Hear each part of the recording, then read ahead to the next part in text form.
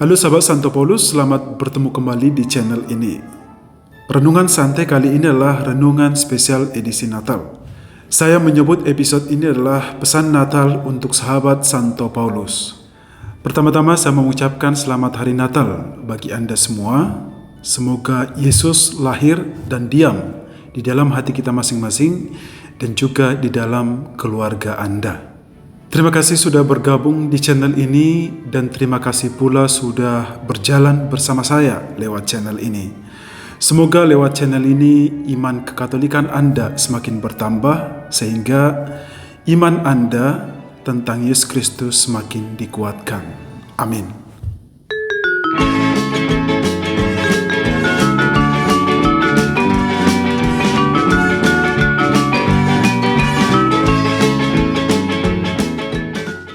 Natal kali ini sangat berbeda dengan Natal tahun-tahun sebelumnya. Banyak perbedaan yang kita rasakan, bahkan perbedaannya itu sangat drastis.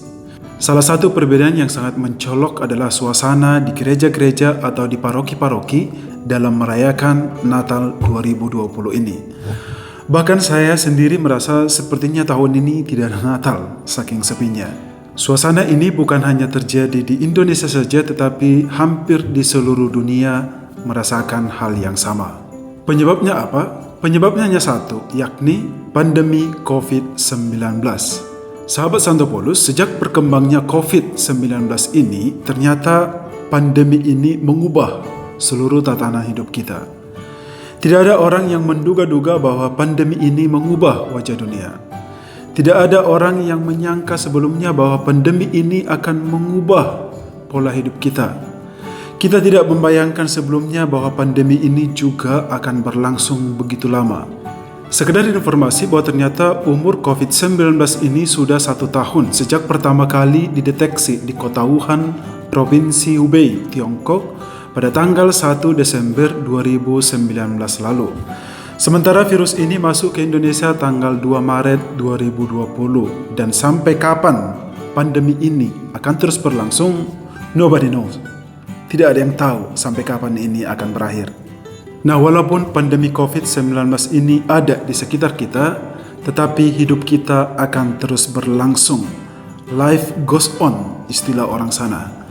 Demikian juga dengan hari Natal. Walaupun pandemi COVID-19 tetap ada, akan tetapi Natal harus tetap kita rayakan. Semangat atau spirit Natal jangan sampai kendor. Kita tetap merayakan Hari Raya Natal walaupun dengan cara yang agak berbeda ataupun dengan suasana yang agak lain dari sebelumnya.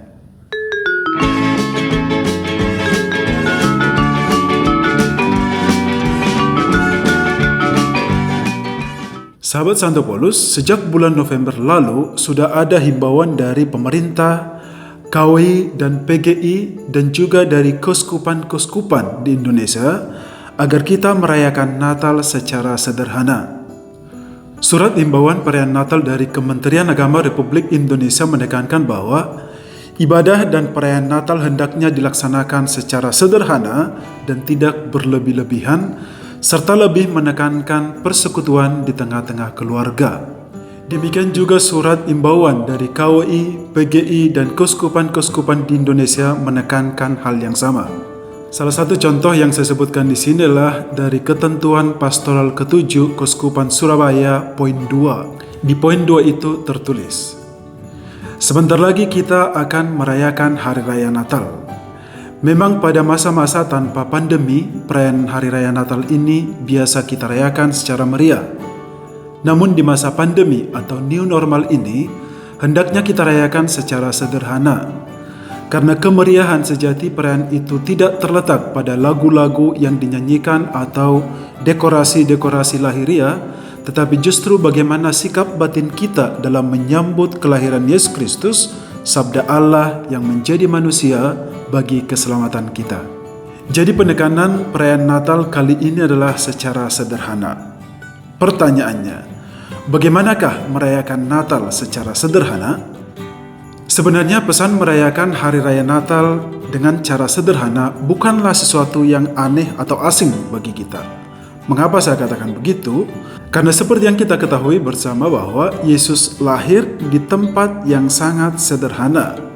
Bukan hanya sederhana, tetapi bisa dikatakan tempat kelahiran Yesus itu di bawah kategori sederhana, bahkan masuk dalam kategori jorok.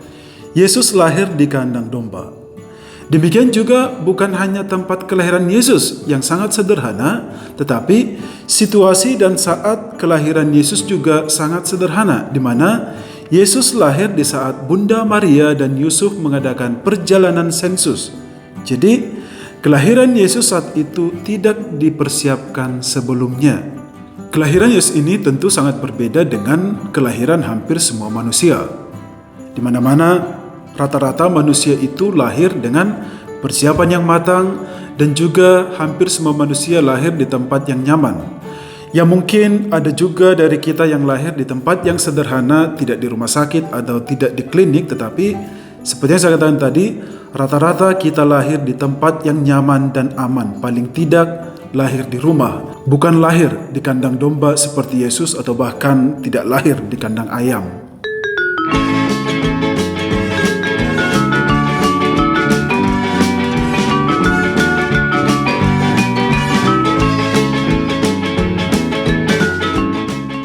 Nah, karena kelahiran Yesus yang sangat sederhana dan juga perayaan yang kita kenang ini adalah sebenarnya perayaan yang sangat sederhana, maka dari kelahiran Yesus ini bisa menjadi inspirasi bagi kita untuk merayakan Natal secara sederhana. Merayakan Natal secara sederhana itu wujudnya seperti apa? Nah, di sini saya akan memberikan beberapa contoh. Yang pertama, merayakan Natal secara sederhana berarti merayakan Natal di rumah saja. Tidak perlu harus ke mall, ke tempat-tempat menarik, ke restoran, ke tempat-tempat rekreasi, dan lain sebagainya. Intinya adalah merayakan Natal bisa di rumah.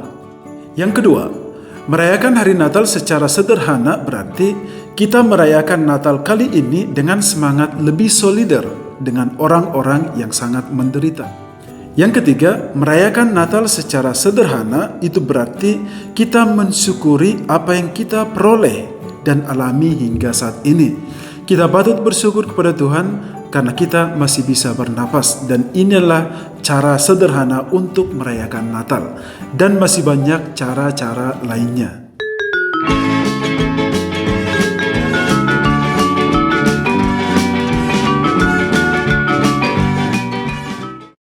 Selain kita dihimbau untuk merayakan Hari Raya Natal dengan cara sederhana, kita juga dihimbau untuk merayakan Natal secara kekeluargaan.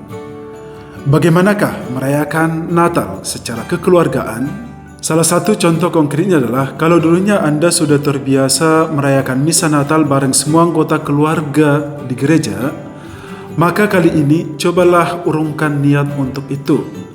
Sebab tidak semua gereja saat ini bisa menampung banyak orang. Pembatasan di dalam gereja sangat diperketat. Jadi, Anda bisa melakukan ibadat Natal bersama anggota keluarga inti di rumah, atau Anda bisa mengikuti misa online atau misa streaming bersama anggota keluarga di rumah lewat berbagai media sosial, entah lewat Facebook, YouTube, dan juga lewat televisi. Nah, sahabat Santo Paulus, walaupun kali ini kita diharuskan untuk merayakan Natal secara sederhana dan terbatas hanya dalam keluarga saja, akan tetapi spirit Natal itu tidak boleh sederhana. Perayaan Natal boleh saja sederhana, akan tetapi spirit atau semangat Natal itu harus tetap mewah. Selamat Natal dan Tahun Baru untuk Anda semua.